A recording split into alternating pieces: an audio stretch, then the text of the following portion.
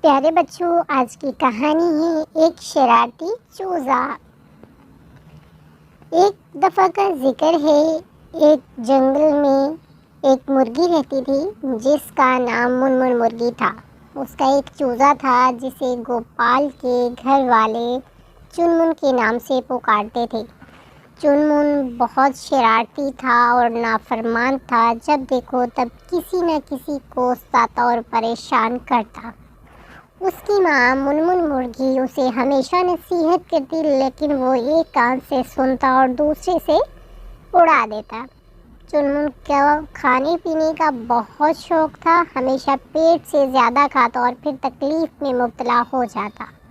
ماں اسے سمجھاتی کہ زیادہ کھانا نقصان دہ ہے۔ وہ اپنے چھوٹے منہ کا بھی خیال نہیں کرتا اور کبھی کبھی اپنے منہ سے بڑی چیزوں پر بھی بری طرح جھپٹ پڑتا۔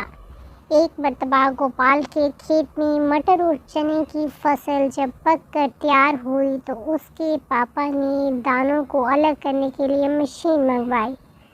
دانے نکلنا شروع ہوئے تو چنمن کے منہ سے رال ٹپکنے لگی۔ اس نے مٹر کا ایک دانہ چگنے کی کوشش کی۔ دانہ چکنا ہونے کی وجہ سے چونچ میں تو چلا گیا، لیکن منہ چھوٹا ہونے کی وجہ سے وہ اندر جانے کی بجائے پھنس گیا۔ اب تو وہ بیچاری بڑے پریشان ہو گئی، اسے بہت زور کی بھوک اور پیاس تھی۔